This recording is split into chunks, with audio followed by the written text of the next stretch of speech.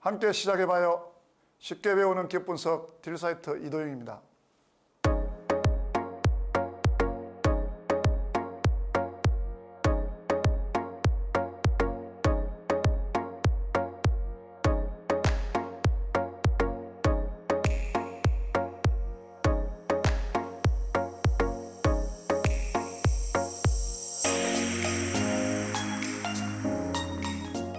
자, 이번 시간에는 재무제표와 재무보고에 대해서 말씀드리도록 하겠습니다. 먼저 재무제표에 대해서 알아보도록 하겠습니다.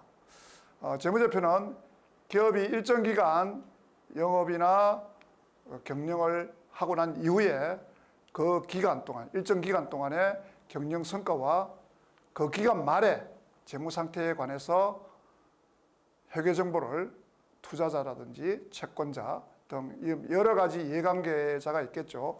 기업을 둘러싸고 있는 여러 가지 이해관계자 집단에게 보고하기 위해서 작성하는 보고서, 이것이 재무제표입니다. 재무제표는 굉장히 이해관계자들한테 굉장히 중요하겠죠. 돈을 빌려준 사람이나 투자자들한테 어떤 기업의 회계적인 정보들을 알 수 있는 기회가 되기 때문입니다. 재무제표는 기업 외부에 있는 이해관계자들은 기업의 정보를 얻을 수 있는 기회가 굉장히 제한적입니다. 쉽게 회사에 근무하는 직원도 아니고 이렇기 때문에 정보를 쉽게 취득할 수가 없죠. 그래서 기업이 작성해서 외부에 알려주는 재무제표는 이런 기업을 둘러싸고 있는 이해관계자한테 굉장히 중요한 정보라고 할 수 있습니다. 특히 상장기업인 경우에 같으면 투자자가 개인들이라든지 법인들 굉장히 많겠죠. 이해관계자가 광범위하게 이렇게 존재하는 경우에는 재무제표라든지 이런 작성을 하는 방법이라든지 보고하는 것이 법적으로 법률로서 의무화되어 있습니다. 그래서 이런 작성이나 보고 방법에 대해서도 어떤 규제를 가지고 기업에 대해서 의무를 갖도록 하는 것이 일반적인 이야기라고 할 수 있습니다. 다음에는 재무보고에 대한 내용입니다. 재무보고는 재무제표보다는 조금 더 범위가 넓은 포괄적인 의미를 가지고 있습니다. 정보 이용자들한테 의사결정이 될 수 있는 재반 정보를 포괄적으로 측정하고 전달해 주는 것이 재무보고라고 할 수 있습니다. 다양한 외부 정보자 이용자들한테 공통된 요구 정보를 충족시키기 위해서 우리가 일반 목적의 재무제표를 작성해서 보고를 하게 되는데, 이런 재무보고를 우리가 재무보고, 즉 Financial Reporting이라고 합니다. 이런 방법과 재무보고를 하는 방법과 활용하는 방법이 여러 가지가 있을 수가 있는데요. 투자자는 투자에 관한 정보, 채권자는 자기 채권이 잘 회수될 수 있을까 하는 그런 경제적 의사결정을 하기 위해서 경영자가 기업 실체에 대한 경제적 자원, 의무, 경영 성과, 현금 흐름, 자본 변동에 관한 정보들을 재무 정보를 보고서를 통해서 이해관계자들한테 보고하는 것이죠. 주로 이런 재무 보고는 기업 실체가 가지고 있는 대부분 법인이나 이런 회사가 되겠죠. 기업 실체가 가지고 있는 회계 시스템에 근거해서 만들어진 재무제표에 의해서 이루어집니다. 물론 다른 방법에 의해서 재무 정보가 제공될 수도 있습니다. 재무제표에서 보고되고, 또 재무제표는 기업 실체가 외부 정보 이용자한테 재무정보를 전달하는 수단으로서 이런 재무제표가 만들어지는 건데, 또 이러한 재무정보는 경영자, 즉 주주가 경영을 위탁한 경영자의 수탁 책임을 평가하는 측면에서도 활용될 수 있습니다. 예를 들면은 손익계산서의 매출액이라든지 영업이익이라든지 이런 당기순이익의 실적들은 경영자의 실적을 평가하는 아주 좋은 수단이 될 수 있는 것이죠.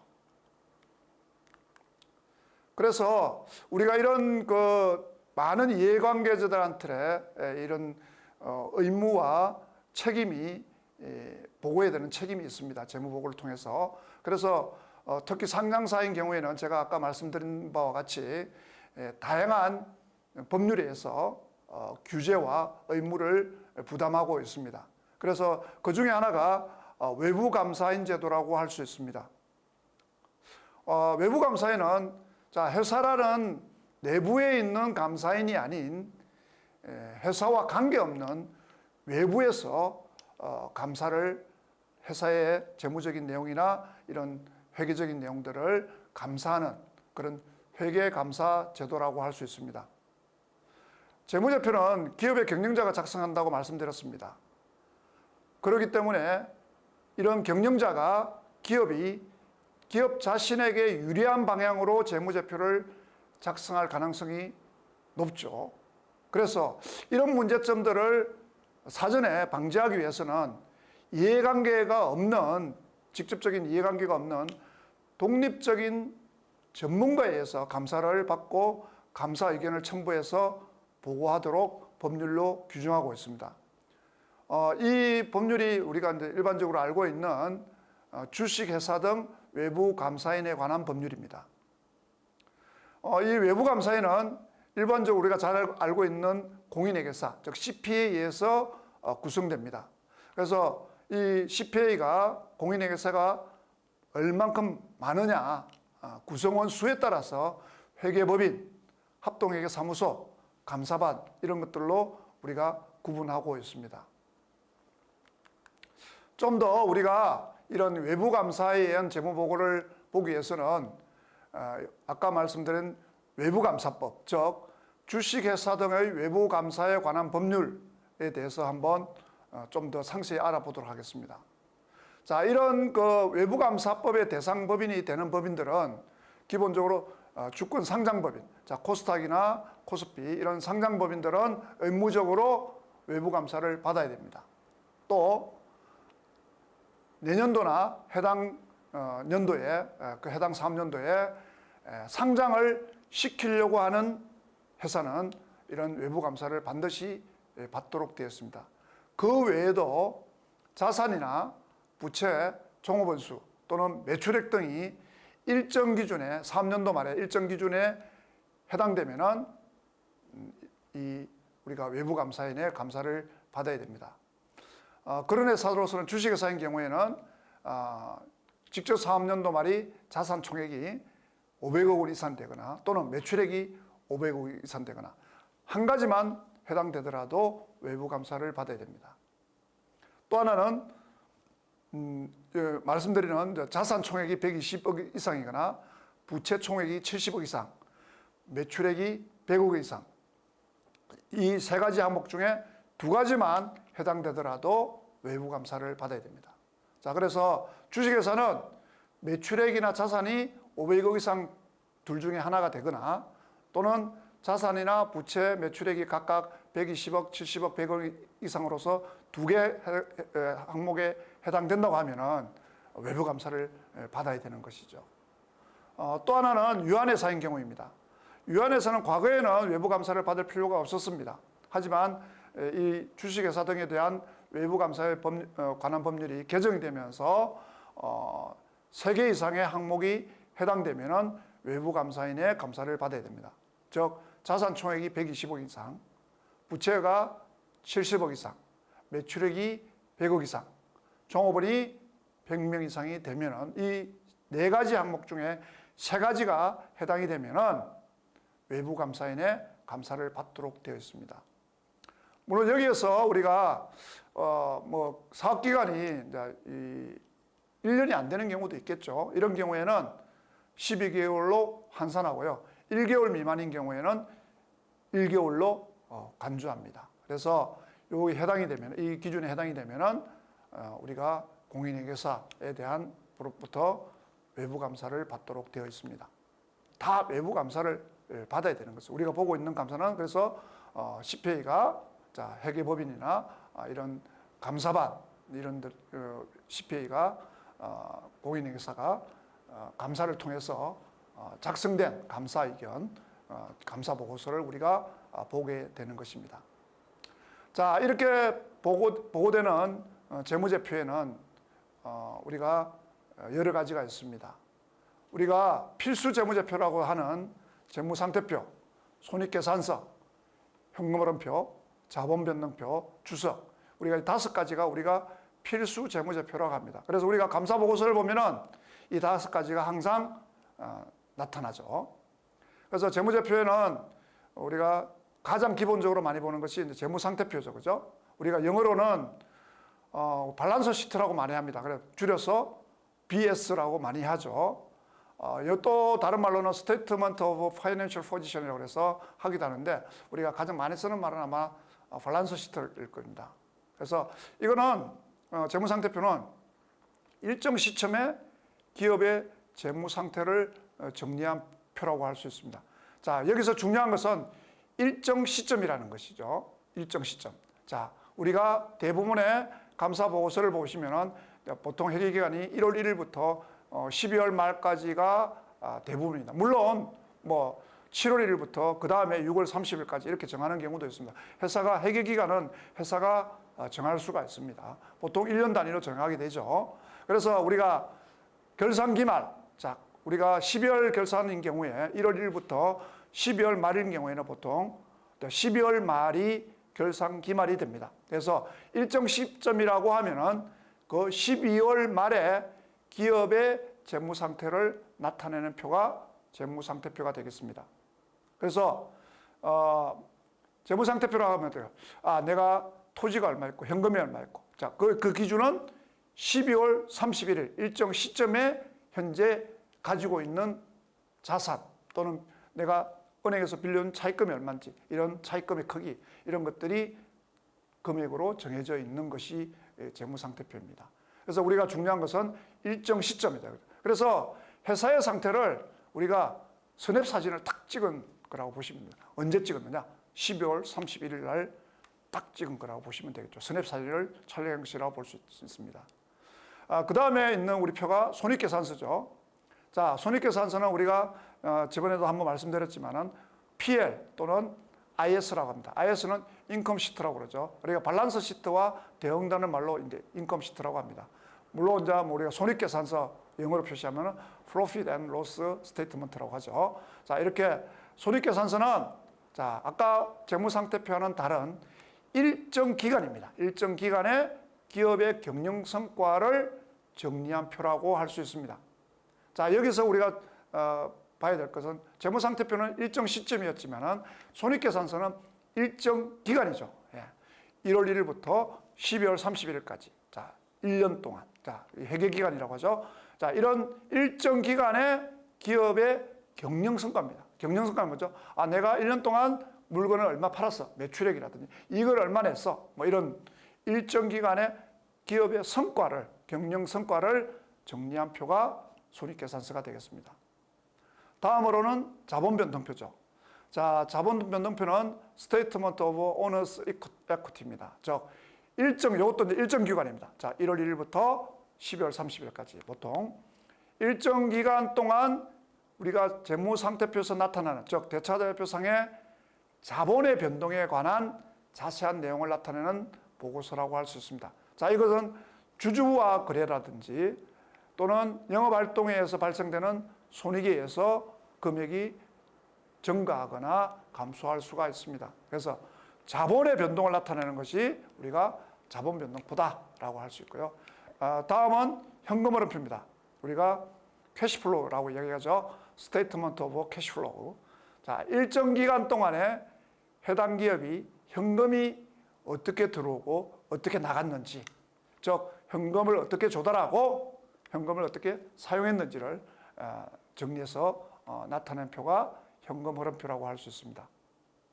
그래서 현금은 손익계산서하고는 다르죠. 손익은 수익을 얼마 냈냐, 매출을 얼마 냈냐. 자, 손익의 관점에서 나타낸 것이라고 보면은 현금흐름표는 철저하게 현금이 들어오고 나간 걸 기준으로서 정했다고 볼 수 있습니다. 그래서 우리가 현금주의에서 이제 작성이 되겠죠. 이 네 가지가 우리가 표로서 만들어지는 재무제표입니다. 자, 우리가 아까 필수 재무제표는 5가지가 있었죠. 그 중에 이 4가지는 표로서 만들어지고 하나는 표로 만들어지지 않죠. 자, 주석이라는 것은 표가 아니고 말 그대로 우리가 주석, 글로서 이렇게 내용을 정리한 텍스트로서 보통 나타내게 되겠죠. 그 5가지가 우리가 필수 재무제표가 됩니다. 그리고 이익잉여금 처분계산서와 제조원가 명세서는 필수 재무제표는 아니지만 정보 이용자들이 좀 더 자세한 정보를 알고 싶을 때 보고 의무적인 재무제표는 아닙니다.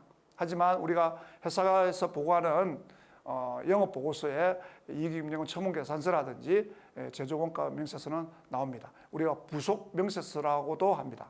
그래서 이익잉여금 처분계산서는 또는 자, 이익이 났으면 이익잉여금 처분계산서가 되겠죠. 결손금이 났으면 결손금 처분계산서가 될 것입니다. 그래서 이익잉여금이나 결손금을 어떻게 정리했는지 보고하기 위해서 그런 변동사항을 정리한 것이 이익잉여금 처분계산서 또는 결손금 처분계산서가 되겠습니다. 그 다음에 제조원가 명세서입니다. 자, 요거는 일정 기간 동안 제품을 만드는데, 자, 제조업인 경우에 제조원가 명세서가 있을 수 있습니다. 자, 제조업이 아니고 도소매업이다 하면은 제조를 하지 않죠. 그렇기 때문에 제조원가 명세서가 없습니다. 제조원가 명세서는 말 그대로 제조업인 경우에 작성할 수가 있습니다. 그래서 일정 기간 동안 어떤 제품을 만드는데 소요되는 비용, 재료비라든지 노무비, 경비 이런 것들을 구분해서 만들어준 표가 우리가 제조원가 명세서라고 할 수 있습니다. 그래서 우리가 이런 재무제표 종류가 여러 가지가 있습니다. 이외에도 여러 가지가 있습니다만 기본적으로 우리가 가장 많이 보고 있는 재무제표를 제가 예시로 들었습니다. 자, 재무제표는 각각의 독립된 정보를 가지고 있는 것은 아닙니다. 연관성을 다 가지고 있죠. 기업에 대해서 재무제표는 각각의 서로 다른 재무적 정보를 제공해 줍니다. 그리고 상호 일정한 논리적 연관성을 가지고 있습니다. 우리가 기본적으로 재무상태표는 앞에 말씀드린 바와 같이 자산이나 부채, 자본 간의 항목 간의 금액 정보를 제공하고요. 손익계산서는 수익, 비용 이런 경영성과에 관한 정보를 제공해 줍니다. 현금흐름표는 현금이 어떻게 유입되고 유출되어 있는가를 정보를 알려줍니다. 자, 우리가 매출을 했다고 가정합시다. 매출했는데, 자, 매출을 하게 되면은 손익계산서에는 매출을 통해서 내가 물건을 팔았기 때문에 어때요? 자, 수익이 계산이 되겠죠. 수익이, 자, 내가 얼마를 팔고 거기에 대한 이익이 얼마야? 이렇게 성과가 나올 것입니다. 만일에 근데 이 매출이 현금 매출이 아니고 외상으로 팔았다면 어떻게 될까요? 현금흐름표는 변동이 없겠죠. 현금을 받은 게 없기 때문에. 그래서 현금흐름표는 철저하게 현금과 관련된 유입과 유출의 정보를 알려주게 됩니다. 그 다음에 자본변동표는 자본 구성 항목별로 어떤 것들이 변동됐는지를 나타냅니다. 예를 들면 자본금이 새로 들어왔는지, 감자가 일어났는지, 이익잉여금이 얼마 생겼는지, 자기 주식을 취득했는지 또는 매각했는지 이런 내용들이 우리가 자본변동표에 기록되는 것입니다. 그 다음에 주석은 아까 우리 4가지 재무상태표나 손익계산서, 현금흐름표, 자본변동표에 나타나지 않는 또는 그 정보로서 그 4가지의 재무제표로서 표현할 수 없는 이런 정보들을 우리가 보충적으로 제공하는 것이 주석이라고 할 수 있습니다. 예를 들면은 우리가 아주 기술이 필요한 IT 기업, 테크놀로지 기업이라고 생각해 봅시다. 자, 이런 기업이 재무적으로 자료는 별로 없지만은 우리 회사는 이런 IT 기업이 박사급 인원이 아주 많다. 그래서 우리가 기술력, 지식 정보가 굉장히 많은 테크 기업이라고 가정합시다. 그런 경우에는 어때요?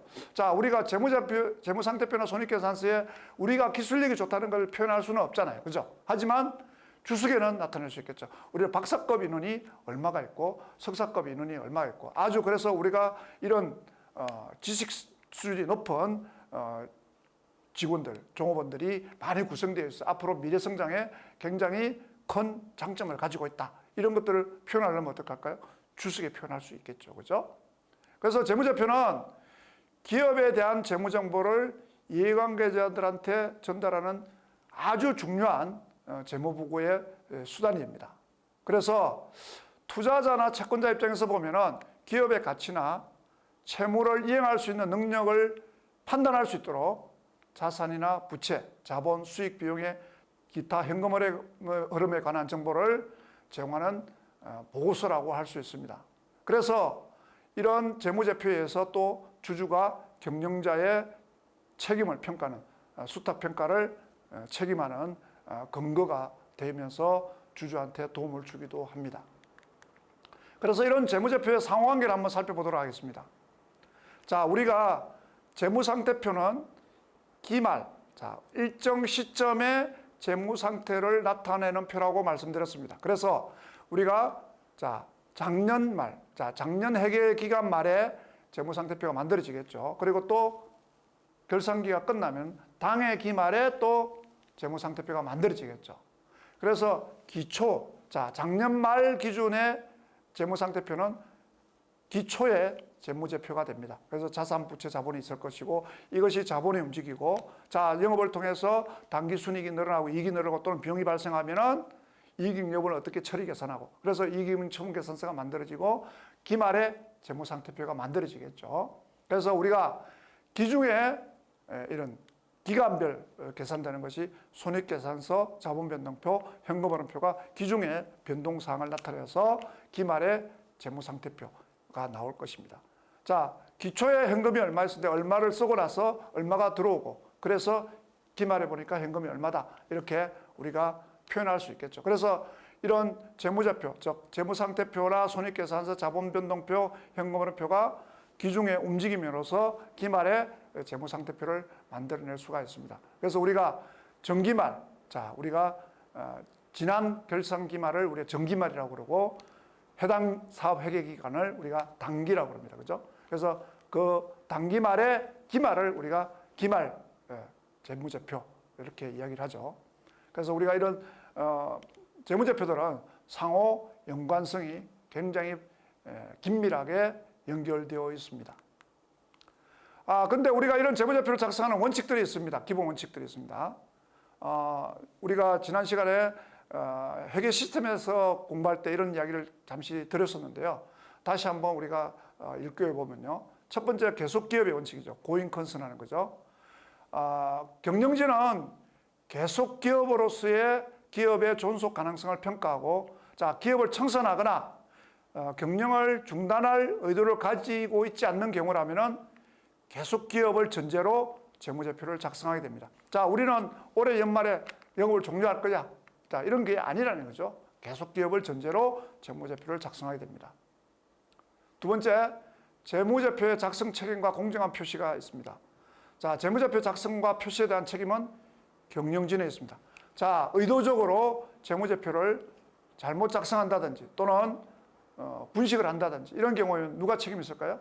당연히 경영진에게 있습니다. 그래서 형사적인 책임을 물을 수도 있습니다. 잘못하거나 중대한 잘못을 이루거나 또는 분식을 통해서 고의적으로 회계를 잘못 작성하는 경우에는 경영진의 책임이 있는 것이죠. 이런 재무제표는 이런 기업의 경제적 사실과 거래의 실질을 반영해서 기업의 재무상태, 경영성과 현금흐름, 자본변동을 공정하게 표시해야 됩니다. 그래서 이런 기준들은 우리가 일반 기업 회계 기준에 따라서 적정하게 작성되어야 하고 이런 재무제표는 공정하게 표시된 재무제표로 우리가 회계 기준에 따라서 작성된 것은 공정한 재무제표로 작성된 것으로 볼 수 있습니다.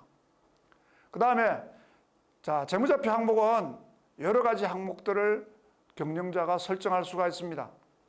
그래서 예를 들어서 우리가 어떤 직원이 출장을 간다고 생각해 봅시다. 그럼 출장을 갈 때 출장비라는 항목을 만들 수도 있고요.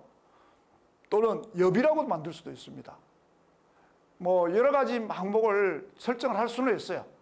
하지만 우리가 너무 많아지면은 오히려 그 재무제표를 인식하는 항목이 너무 많으면은 자, 분석하거나 이해하는데 많은 어려움이 있겠죠. 그래서 유사한 항목이나 또 중요하지 않은 것들은 통합해서 재무제표에 구분해서 표시하도록 되어 있습니다. 그래서 하지만 너무 상이한 성격을 가지고 있는 항목이라든지 기능을 가진 것들은 반드시 구분해서 표시해야 됩니다. 그래서 유사한 항목은 합치고 또는 중요하지 않은 것도 합칠 수도 있지만은 만일에 판이한 성격을 가진 어떤 항목끼리는 반드시 구분해야 되겠죠. 그죠? 그 다음에 비교 재무제표를 작성하는 것입니다. 우리는 감사보고서를 보게 되면은 항상 2개년도의 재무제표가 보고됩니다. 당해년도와 정기죠. 두 개의 년도를 비교해서 볼 수 있도록 합니다. 그죠? 그래서 항상 이거는 뭐냐면은 작년보다는 올해가 어떻게 되었을까? 이런 비교 가능성을 제고시키기 위해서 모든 계량 정보들은 단기와 정기를 비교하는 형식으로 표시됩니다. 그래서 주석상에는 심지어는 뭐 3기까지 이렇게 3개년도를 비교하는 경우도 있습니다. 기본적으로 2개 이상은 비교 표시해야 된다는 것이죠. 우리가 분석할 때도, 기업을 분석할 때도 중요한 것은 다른 동종업과 비교하기도 합니다. 그 다음에 재무제표의 표시와 분류의 계속성입니다. 자, 우리는 어떤 항목을 만들었는데, 자, 올해는 출장비라고 썼다가, 그 다음에는 여비라고 썼다. 이렇게만 계속성이 안 된다는 거죠. 우리가 만일에 출장비를 계속 출장비라고 썼으면 출장비로 써야 될, 계속해서 출장비로 써야 된다는 거죠. 자, 이런 기준들은 바뀔 수가 있습니다. 근데 특별하게 예외적으로 바뀌어야 되는 경우는 있습니다. 회계 기준에 의해서, 일반 기업 회계 기준에 의해서 재무제표의 항목의 표시와 분류가 변경이 되는 겁니다. 요구되는 경우, 변경이 요구되는 경우에 우리는 바꿀 수는 있습니다. 또 하나는 사업 결합, 자, 두 개의 사업이 결합하거나 또는 사업이 중단이 되어서 영업의 내용이 아주 이걸 같은 기존의 항목들을 쓰는 경우에 이런 유의적으로 이런 것들이 변경이 돼서 오히려 재무제표를 이해하는데 장애가 된다 하면은 안 된다는 것입니다. 그런 경우에는 바꿀 수가 있습니다. 예를 들어서 건설업하고 유통업을 두 개의 사업을 영위하는 회사가 있다고 가정합시다. 자, 이런 회사가 건설업이 나는 이제 중단하고 유통을 한다 그러면은 보고되는 내용들 자체가 굉장히 과목들이 많이 바뀔 수가 있죠. 이걸 바뀔 수가 있다는 겁니다. 그런 경우에는. 자, 이런 재무제표의 항목과 표시를, 분류를 변경함으로써 오히려 기업의 재무정보 내용을 더 적절하게 전달할 수 있다라고 하면은 바꿀 수 있다는 겁니다. 이 외적인 세 가지 예외를 빼고는 계속적으로 한 가지 기준을 적용해야 됩니다. 그 다음에 재무제표의 보고 양식입니다. 무엇보다도 이해하기 쉽도록 간단하면서 명료하게 표시해야 된다는 것입니다. 그래서 우리가 재무상태표, 손익계산서, 현금흐름표, 자본변동표, 주석 이렇게 구분해서 작성하고요. 또 기업명, 보고기간 종료일, 회계기간, 자, 보고통화, 자, 우리 원화로 할 것인지 달러로 할 것인지 통화, 금액 단위, 천원 단위인지 원 단위인지 억 원 단위인지 이런 것들을 재무제표의 명칭과 함께 반드시 보고를 해야 됩니다. 보고 양식은 우리가 다시 한번 보도록 하겠습니다. 나중에.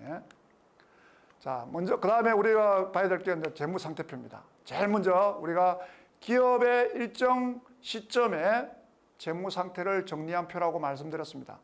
자, 이번 시간에는 그래서 재무상태표에 대해서 한번 보도록 하겠습니다. 자, 재무상태표는 우리가 밸런스 시트라고 그랬죠. 또는 스테이트먼트 오브 파이낸셜 포지션입니다. 자, 재무상태표. 자, 일정 시점에 기업의 재무상태를 정리한 표라고 말씀드렸습니다. 그래서 일정 시점에 기업이 가지고 있는 경제적 자원, 자산이죠. 경제적인 자원, 자산과 경제적 의무인 부채, 그리고 자본에 관한 정보를 제공하는 재무보고서입니다. 그래서 이 재무보고서, 재무상태표는 자, 이 기업에 관계된 정보 이용자들이 기업의 유동성이나 재무적 탄력성, 수익성, 기타 위험들을 평가하는데 아주 유용한 정보를 제공합니다. 자, 아까 우리가 말씀드렸죠. 일정 시점이라는 것은 특정 시점. 제가 아까 그런 이야기 드렸죠. 스냅 사진을 쫙 찍는 거라고 말씀드렸습니다. 특정 시점에 기말, 즉 재무상태표를 표시한 거예요. 그래서 12월 말 결산법인은 뭐 매달 몇 년, 2000 몇 년, 매달 12월 31일 이렇게 어떤 시점이 되는 것입니다. 재무상태라고 하면은 자산, 부채, 자본의 상태를 이야기하는 것이고요. 그래서 이런 재무상태표, 자 12월 31일에 기업의 자산과 부채, 자본의 금액을 나타내는 회계보고서라고 할 수 있습니다. 자, 이런 재무상태표는 굉장히 유용성이 큽니다. 특히 기업의 규모가 적을 때는 재무상태표가 굉장히 중요한 평가의 기준이 되기도 합니다. 그래서 첫 번째, 유동성에 관한 정보를 제공해 줍니다. 자, 유동성이라고 하면 뭘까요? 자, 자산이 현금화되는 기간이라고 얘기할 수 있습니다. 자, 현금으로 실현되는, 전환되는데 걸리는 시간이라고 볼 수 있겠죠. 현금은 현금 자체로 있기 때문에 시간이 안 걸리겠죠. 현금이 많은 기업은 유동성이 높다 이야기할 수 있습니다. 자, 부동산은 어떨까요? 유동성. 자, 부동산이라는 것은 매각이라는 거래를 통해서 매각이 되고 다시 현금이 들어와야 되겠죠. 그래서 시간이 좀 걸리겠죠. 그래서 유동성이 떨어진다고 이야기할 수 있습니다. 그래서 유동성에 관한 정보를 제공해 주고요. 두 번째는 재무 탄력성에 관한 정보를 제공해 줍니다. 자, 우리가 현금 흐름의 크기나 시기를 효과적으로 조정해서 예상하지 못한 자금 수요나 투자 기회에 대처할 수 있는 능력을 우리가 재무 탄력성이라고 합니다. 즉 무슨 얘기냐면요. 자, 내가 지금 현금이 없더라고 하더라도 아주 가치가 높은 토지나 건물, 즉 부동산을 가지고 있다고 가정해 봅시다. 기업이. 자, 이런 기업의 경우에는 어떨까요? 자, 가치가 높은 부동산이 있으면은 그 부동산을 은행에 담보로 잡히고 내가 대출을 받을 수도 있겠죠. 또는 자, 내가 남한테 받을 수 있는 그런 빌려준 돈이 있다. 이런 것들도 어떤 재무적 탄력성이 되겠죠. 저 재무적인 융통성과 관련된 이야기라고 할 수 있습니다. 그래서 내가 갑자기 자금이 필요할 때 또는 큰 돈이 필요할 때 그런 것들을 예상하지 못하는 그런 자금이 필요할 때 내가 다른 방법으로, 자, 현금은 없지만은 다른 방법으로 대처할 수 있는 그런 능력이 재무적 탄력성이라고 할 수 있습니다. 자, 이것은 재무제표에 나타나지 않을 수도 있어요. 예를 들면은 어떤 회사가 모기업이 있는데, 자, 이 회사가 개별 기업이 재무 상태는 별로 안 좋지만은 모기업이, 자, 이 자회사가 실제 돈이 없어가 어떤 투자를 못 하고 있다. 근데 모기업이 돈을 대줘서 투자를 할 수 있다. 그러면은 재무적 탄력성이 있다고 이야기할 수 있을 것입니다. 그래서 이런 재무적 융통성과 관련된 이야기들이 재무 탄력성이라고 이야기할 수 있습니다. 이런 정보들을 우리가 주석상에도 나타나기 때문에 그런 정보들을 알 수가 있는 것이죠. 그 다음에 기업의 투자 및 재무 활동에 관한 정보를 제공해 줍니다. 자산이 구성 비율, 투자 자산이라든지 이런 유형 자산 이런 여러 가지 자산의 어떤 구성을 가지고 있느냐에 따라서 투자를 어떻게 했는지를 알 수가 있겠죠, 그죠? 또 하나 부채와 자본의 구성 비율에 대한 어떻게 자금을 조달해서 현재 어떤 자산을 가지고 있느냐 이런 것도 알 수 있겠죠, 그죠? 그래서 기업의 자본 조달 의사결정, 내 부채를 얼마 가지고 있고 자본을 얼마 가지고 있고 자산을 구성하고 있는 자본들을 어떤 방법을 타인 자본과 자기 자본에 대해서 자기 자본을 통해서 어떻게 조달했는지를 보여줄 수 있겠죠.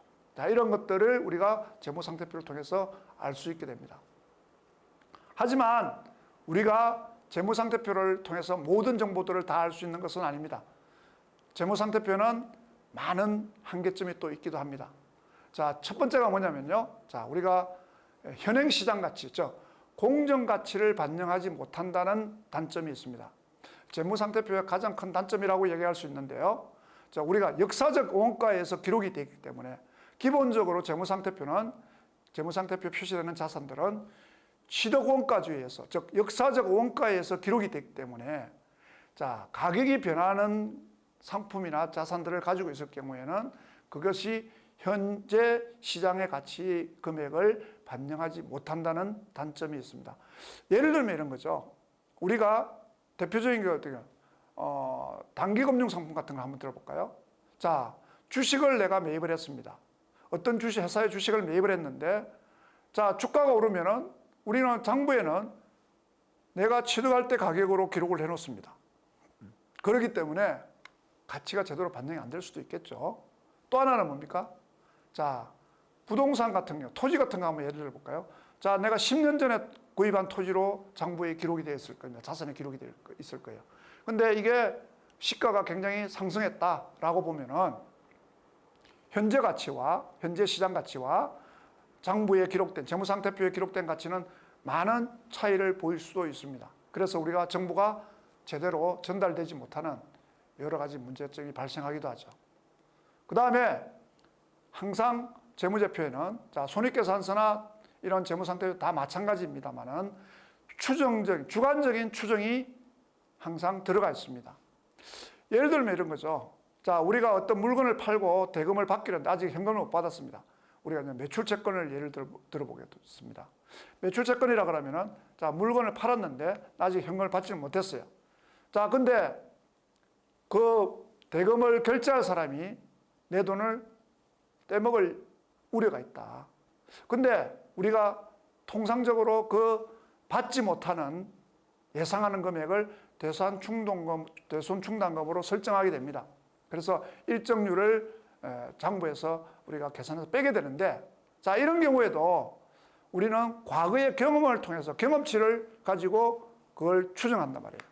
근데 실제 금액은 못 받는 금액은 훨씬 더 적거나 많을 수도 있죠. 그죠? 그래서 우리가 추정을 하는 것이고요.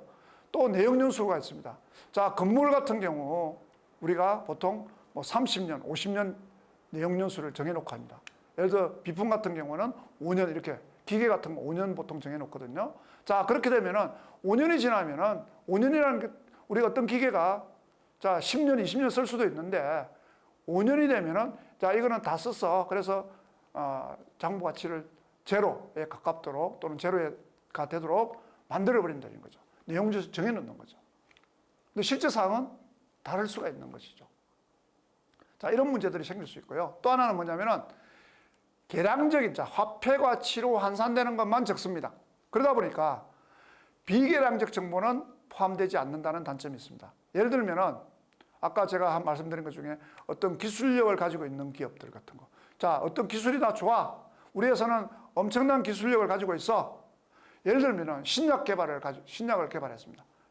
제약업체가. 자, 이 신약을 개발했는데 이 신약이 앞으로 매출이 되면, 출시가 되면 엄청난 이익과 매출을 가지고 올 것입니다. 그런데 이 신약은 얼마라고 표시할 수가 없겠죠. 그런 기술력, 신약에 대한 향후의 가치 이런 것들은 우리가 계량적으로 표시하기 어려울 겁니다. 인적 자원이 몇 명이냐, 자, 박사급이 몇 명이냐 이렇게 주석에는 표시할 수 있지만은 재무상태표는 전혀 표시할 수가 없겠죠. 그 외에도 우리가 부채 항목에서는 부채의 성격을 가지고 있는 그런 항목들이 있습니다. 예를 들면 운용리스라든지 또는 부해금융자산 이런 것들, 보정 이런 것들은 재무제표에 나타나지 않죠. 그래서 우리가 실질적으로 부채의 성격을 가지고 있지만은 이런 것들이 숫자로 표시되지 않는, 측정되지 않는 또는 측정이 곤란한 그런 것들은 기본적으로 숫자로 표현할 수 없기 때문에 이런 재무상태표에 나타나는 게 한계가 있을 수가 있습니다. 많은 한계점들을 가지고 있다라고 보시면 되겠습니다. 자, 다음은 재무상태표의 등식에 대해서 한번 학습해 보도록 하겠습니다. 자, 재무상태표는 차변에 자산, 대변에 부채, 자본이 있죠. 그래서 자산은 부채 플러스 자본입니다. 기업의 자원이 되는 자산은 채권자 지분인 타인 자본, 즉 부채와 소유자 지분인 자기 자본으로 구성이 되어 있습니다. 우리가 이것을 회계 등식이라고 합니다. 자산은 부채 플러스 자본. 네, 이거 우리가 회계 등식이라고 하죠. 그 회계 등식에 의해서 우리가 재무상태표가 만들어집니다. 차변의 자산, 즉 현재 기업이 운용하고 있는 자금의 운용 상황을 보여주는 것이고요.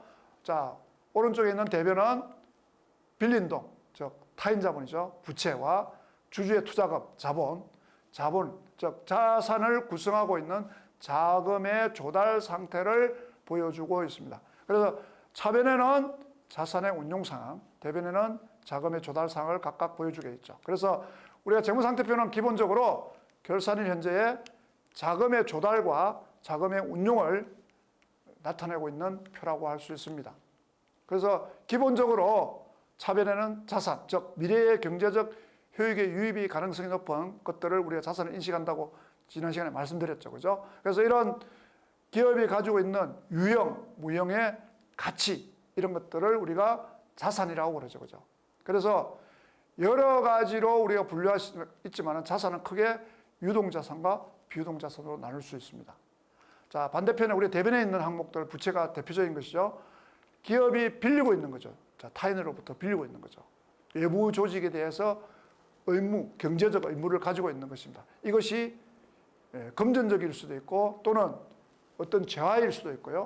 또는 용역일 수도 있습니다. 자, 그런 것을 제공하거나 상환해야 될 그런 의무라고 할 수 있습니다. 즉 미래의 경제적 효익이 유출될 가능성이 높은 것들을 우리가 부채라고 하죠. 그죠? 그래서 자산에서 부채를 차감한 것이 자본이고요. 이 자본은 기업이 가지고 있는 자산에 대한 기업, 즉 주주의 소유 지분이라고 할 수 있습니다. 그래서 우리가 이렇게 재무상태표는 이렇게 구성이 되어 있다. 우리가 구성 요소를 잘 알아야 분석을 할 수가 있습니다. 제대로 된 분석을 할 수 있습니다. 그래서 우리는 기본 구조를 보시면은 차변의 자산은 유동자산, 비유동자산 나누고요. 자, 유동자산은 당자자산, 재고자산으로 분류할 수 있고요. 비유동자산은 크게 투자자산, 유형자산, 무형자산, 기타 비유동자산으로 분류할 수 있습니다.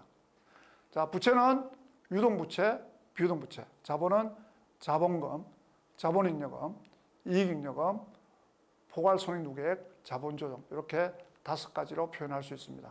그래서 기본적으로 이런 재무상태표는 유동성이 높은 항목을 위에 배열하고 유동성이 낮은 항목을 밑에 배열하게 됩니다.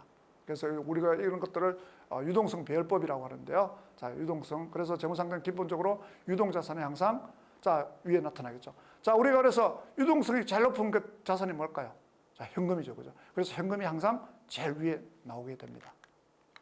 그래서 우리가 재무상태표를 표시하는 방법에는 크게 유동성 배열법에서 유동성이 높은 자산부터 차례대로 보고를 하게 됩니다. 자, 유동성 배열법은 약간 유동자산과 비유동자산, 자산의 경우에는 부채인 경우에는 유동부채와 비유동부채로 분류한다고 말씀드렸죠. 그죠? 그래서 유동성의 기준은 1년 기준입니다. 1년 안에 현금화가 가능한 자산은 유동자산. 물론 회계적 개념입니다. 1년 안에 현금화가 되지 않는 자산은 비유동부채. 자, 반대 부채 계정도 마찬가지죠. 자, 1년 안에 갚아야 될 부채, 유동부채. 자, 1년이 지나도 나중에 갚아야 되는 부채는 비유동부채. 이렇게 분류하게 됩니다. 그 다음에 자산은 중요한 게 예외적인 경우를 제외하고는 취득원가로 기록하게 됩니다. 그래서 우리가 이걸 취득원가주의라고 합니다. 즉, 내가 매입할 때 가격으로 기록하게 된다 이런 얘기죠. 자, 토지를 10억 주고 구입했어요. 그러면 10억이 우리가 취득원가가 되겠죠. 취득원가로 기록을 한다는 것이죠. 물론 여기에는 세금이라든지 이런 부대 비용이 포함될 수는 있습니다. 하지만 그걸 다 포함해서 취득원가로 기록을 하게 됩니다. 자, 그렇게 해서 이렇게 표시를 하게 되는데 우리가 기업회계 기준에는 재무제표가 이런 서식들이 정해져 있습니다. 기본적으로 아까 우리가 봤던 재무상태표는 왼편에는 차변, 오른편에 대변 이렇게 나눠지고요. 차변에는 자산을 표시하고 대변에 부채와 자본을 표시하는 거죠. 즉 우리가 지난 시간에 우리 T자 계정을 공부하셨죠. 그죠? T를 해놓고 T를 그려놓고 영어로 T자를 그려놓고 자, 왼쪽에는 자산, 오른쪽에는 부채와 자본을 표시하는 게 우리가 T자 계정, 계정식으로 합니다. 그래서 대부분 이런 재무상태표는 계정식으로 보고하게 됩니다. 자, 보고식으로 하는 경우도 있습니다. 자산부터 배열하고 그 다음에 부채, 자본 순서대로 쭉 나열하는 겁니다. 나열하는 겁니다. 순서대로 나열하는 겁니다. 보고식이라고 합니다. 그래서 일반적으로 우리가 상장회사의 경우에는 대부분 우리가 그 계정식으로 많이 보고를 하게 되는데 이 중소기업 등이 신문에 보고할 때 재무상태표 공시할 때 보시면은 보고식으로 하는 경우도 많습니다.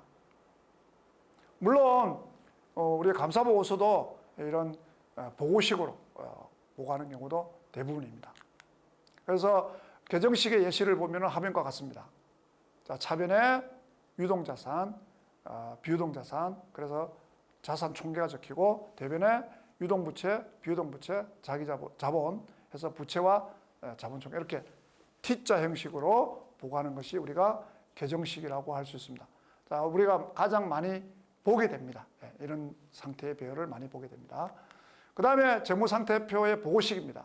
순서대로죠. 자산이 먼저 나오고 그 다음에 부채가 나오고 그 다음에 자본이 나오죠. 그래서 자산 총계가 나오고 밑에 부채와 자본이 자, 순서대로 쭉 나오는 것이 우리가 보고식이라고 합니다.